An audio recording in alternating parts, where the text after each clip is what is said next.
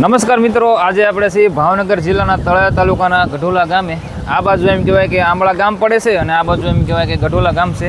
અને વચમાં એમ કહેવાય કે આ બાજુ અમારે તળાવ છે અને આ બાજુ શેકડમ છે. તો આ જગ્યા પર એમ કહેવાય કે ચોમાસું એમ કહેવાય કે શરૂ થઈ ગયું છે અને કુદરતે પોતાનું કામ એમ કહેવાય કે શરૂ કરી દીધું છે. પરંતુ તંત્ર દ્વારા જે કામ કરવામાં આવેલું એની પોલ પણ ખુલ્લી પડેલી છે. આ તમે જોઈ શકો છો. આ જગ્યા પર એમ કહેવાય કે પાણી આવેલું. આ બાજુ અમારે એમ કહેવાય કે પિથલપુર જાનમેર સુધીનું પાણી આવે છે તળાવમાં અને અહીંયા શેકડમ છે ને આ બાજુથી બધું પાણીને એટલું પ્રેશર હતું કે અહીંયા એમ કહેવાય કે રોડ તૂટી ગયેલો છે.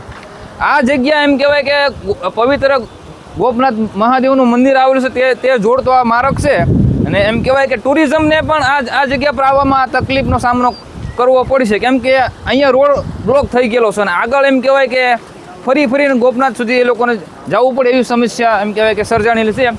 અને તંત્રને એ જ માંગ છે કે આ રોડનો એમ કહેવાય વહેલા તકે એમ કહેવાય સારવાર કરવામાં આવે અને તંત્ર દ્વારા જે પણ પગલાં લેવામાં આવે જલ્દી પગલાં લેવામાં આવે એવી અમારી માંગ છે. મૂકી